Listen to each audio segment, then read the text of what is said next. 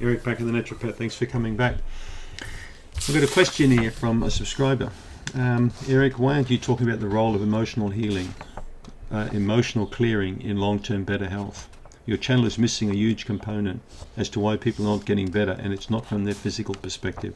Emotional clearing is a must for long-term healing. Look, there are so many therapies out there.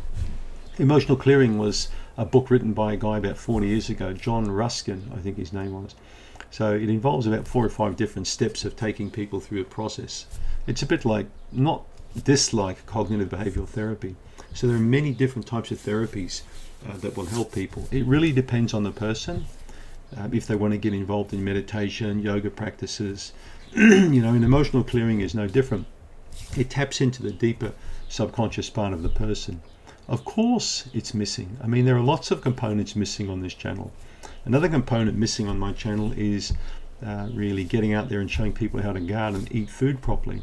That's my emotional clearing, is getting out in the yard, spending time with my bees, my beehives and my veggies, and not around people, not around negative people, not around media, not around Fox News or Trump or crap like that, not around all this signs holding up and protesting, and that to me is not emotional clearing. That's just bloody crap, isn't it? And people get involved in. So it's not that I stick my head in the sand, it's just I find I'm a lot happier person if I'm not subject 24 hours a day to the internet, social media and all the crap that goes with it. So that's why I tend to keep off the internet, apart from sort of YouTube, and maybe if I want to look up something, some bee disease or something like that, but apart from that I don't really have time.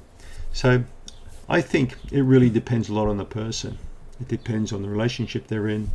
It depends on, if they can understand they need emotional clearing, if they find that an important or powerful, component for them getting better.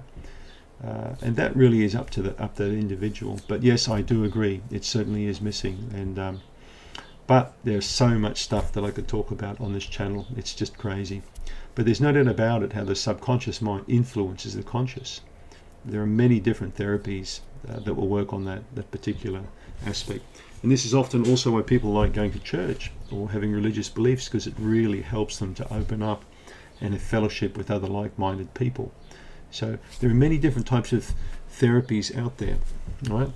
But it's really up to the person and probably their physician. Thanks for tuning in. Thanks for the question.